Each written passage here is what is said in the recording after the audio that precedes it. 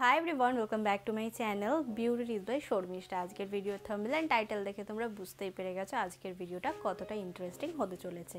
হ্যাঁ, ধনে পাতা, এই ধনে পাতার সাথে চুলের কি কানেকশন সেটাই আজকে তোমাদের সাথে শেয়ার করব এবং আমি ব্যবহার করে কি কি বেনিফিট পেয়েছি সেটাও তোমাদের সাথে শেয়ার করব।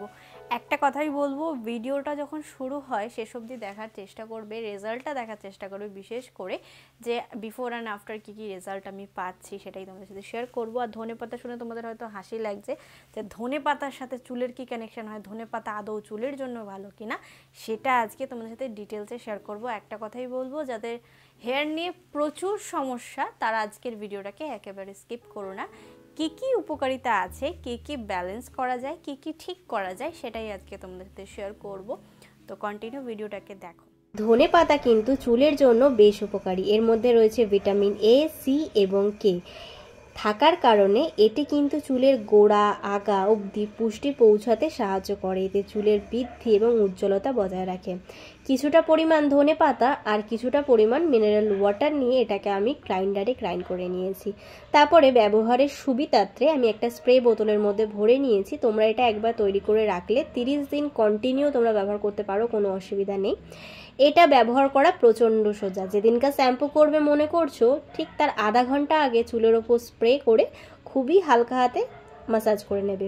আচ্ছা, অল ওভার হেয়ারে লাগাবে, শুধু স্ক্যাল্পে নয়, পুরো হেয়ারে তোমরা ব্যবহার করতে পারো। এতে চুলে অনেকটা পুষ্টি গজাবে আর চুলে কিন্তু দুর্দান্ত একটা রেজাল্ট পাবে। এরপরে কিন্তু অবশ্যই শ্যাম্পু করে নিও। তোমরা কিন্তু দেখতেই পারলে আমি কিভাবে টোনারটা তৈরি করলাম এবং আমি কিভাবে চুলে ব্যবহার করি।